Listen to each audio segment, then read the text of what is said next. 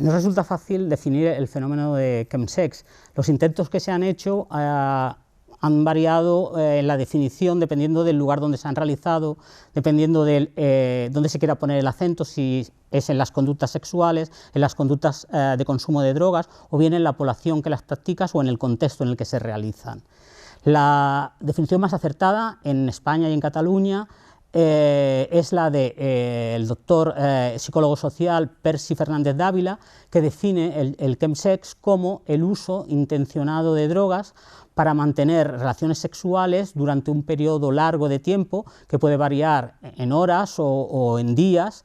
y en hombres gays, bisexuales y otros hombres que practican sexo con hombres. Recientemente se ha tratado de ampliar el foco y ampliar las poblaciones que practican en chemsex, y desde hace unos pocos años se incluye también, sobre todo en el ámbito europeo y aquí en Cataluña, propuesto también por la organización Stop SIDA, a las personas no binarias y a las personas trans. Por lo tanto, no sería el chemsex una práctica general de uso de drogas en contextos sexuales, sino una práctica, una conducta muy delimitada a la cultura sexual gay. Y los elementos contextuales en los que se da este fenómeno, pues destacaría, por ejemplo, el uso intencionado de drogas, que puede ser drogas en nuestro contexto muy variado y que pueden ir desde la cocaína a la metanfetamina, a la mefedrona, a la ketamina, al poppers, también a los fármacos que se utilizan para la disfunción eréctil. Es decir, yo creo que en el contexto en el que nosotros nos movemos, las drogas son mucho más, el uso de drogas puede ser mucho más variado, en otros contextos es mucho más limitado este número de drogas, pero al final el uso es el mismo que se le da, ¿no? Que es para mejorar la experiencia sexual durante estas sesiones de sexo, que pueden variar entre horas a días. También hay otro elemento que caracteriza, que es la búsqueda de contactos sexuales a través de las redes sociales, a través de Internet, las aplicaciones de geolocalización, y también la realización de determinadas prácticas sexuales, que serían prácticas sexuales no normativas, y que todo en su conjunto, el uso largo de drogas durante periodos largos de tiempo, porque al final el tiempo es una variable muy importante, a mayor exposición, a mayor tiempo, mayor aumento de riesgos y daños, pues todos estos elementos constituyen, se da la tormenta perfecta para que en determinadas situaciones puedan desarrollarse una serie de problemas asociados al chemsex. Pero me gustaría poner el acento en algo que es importante decir, que no todas las prácticas constituyen un problema. Hay personas que pueden realizar el chemsex reduciendo riesgos, reduciendo daños y teniendo una buena gestión del placer. Sin embargo, para otras, por toda una serie de razones sí que puede haber un mayor uso problemático. En estos casos es importante ofrecer a las personas estrategias para reducir estos daños y, sobre todo, que puedan ser derivadas a los recursos que ofrecen atención a personas que practican chemsex. Para aquellos casos que puedan ser problemáticos, puedan ser abordados en estadios precoces y que esos problemas que se han identificado no deriven a situaciones de salud y sociales mucho más graves. Yo creo que cuando hablamos de claves para el acompañamiento profesional a usuarios de chemsex, es necesario hacer como una previa, ¿no? En primer lugar, creo que es muy fácil caer en el moralismo o en acompañamientos basados en el juicio, precisamente por los factores que rodean el chemsex, ¿no? Por un lado, unas prácticas sexuales o unas identidades o una cultura sexual no normativa, y por otro lado, el uso de sustancias, ¿no? Y en segundo lugar, creo que es necesario preguntarnos quién tiene que definir qué es, ¿no?, un uso problemático o no del fenómeno o del uso de sustancias o de las relaciones sexuales, ¿no? Creo que es la persona quien tiene que poder definir qué es problemático para ella y qué no, para poder basar los acompañamientos en esto, sin negar que efectivamente pueden haber, ¿no?, unos daños o unas problemáticas biopsicosociales asociadas a estas prácticas. Creemos que es necesario que sea la persona quien plantee sus propias necesidades. Entonces, para nosotras, ¿no?, la metodología o la perspectiva aplicable al acompañamiento sería la de reducción de riesgos o daños y de la gestión del placer. Teniendo en cuenta que partimos de que la reducción de riesgos consiste en asesorar y acompañar a los usuarios que practican chemsex para que lo hagan de la forma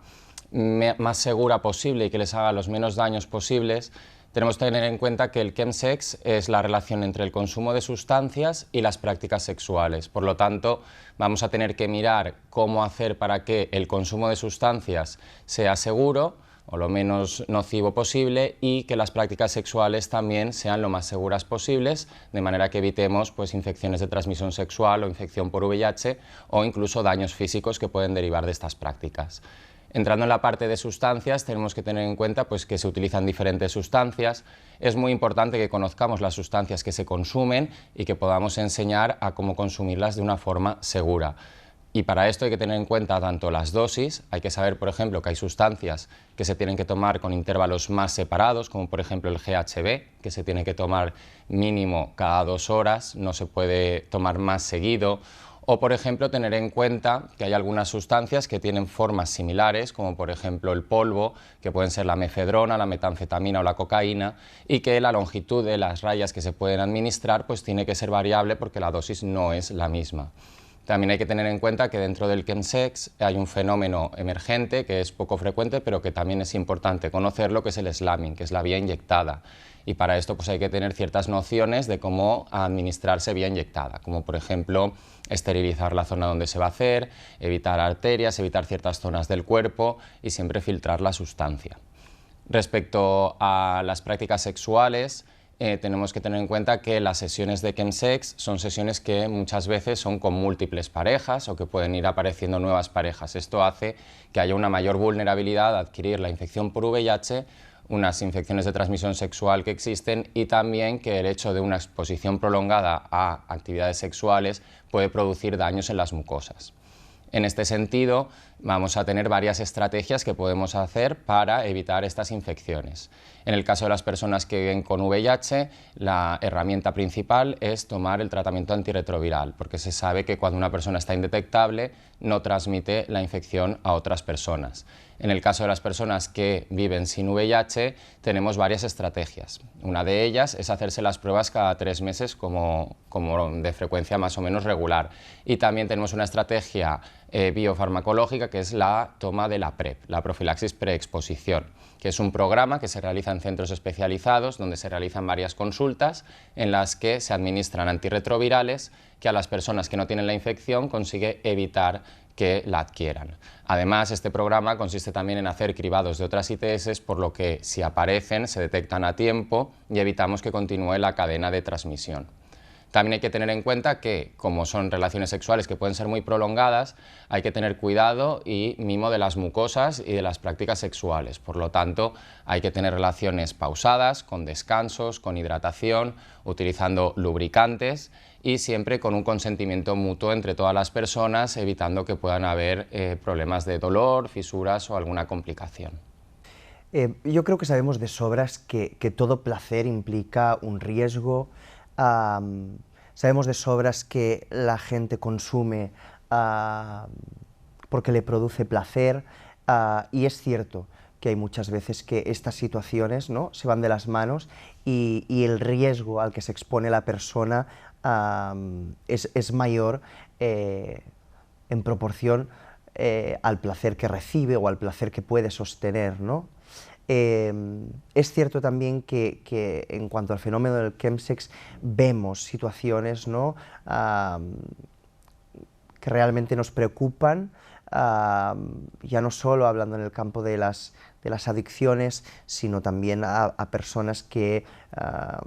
sus relaciones personales, su sustento económico, es decir, la base de la vida de la persona se ve resquebrajada, ¿no?, a consecuencia de este fenómeno. Pero yo sí que quisiera como plantear aquí esto. En primer lugar, yo creo que es necesario poner en el centro los deseos y las necesidades de las personas. Es decir, qué planteamientos sugiere la persona, qué respuestas da a sus necesidades, precisamente para prevenir acompañamientos paternalistas, acompañamientos basados en nuestro juicio o en nuestra perspectiva y no en las necesidades de la persona, promover acompañamientos que tengan en cuenta la agencia de las personas, que sean capaces de generar demandas incluso, ¿no? Fruto de esas necesidades, pero sobre todo acompañamientos que se basen en facilitar estrategias para que la persona pueda tomar sus propias decisiones, pueda conectar con qué quiere hacer, dotarla de estrategias para que pueda disfrutar, ¿no? Para que pueda tener una vida lo más cercana posible a lo que a esta persona le refiere como vida plena o como vida digna, y nosotras como profesionales nutrir toda esa parte para poder acompañarla a llegar a ese lugar, ya sea con uso de sustancias, sin uso de sustancias, teniendo unas relaciones sexuales u otras, pero sobre todo desde el lugar de situar la agencia y el placer y las necesidades de la persona en el centro.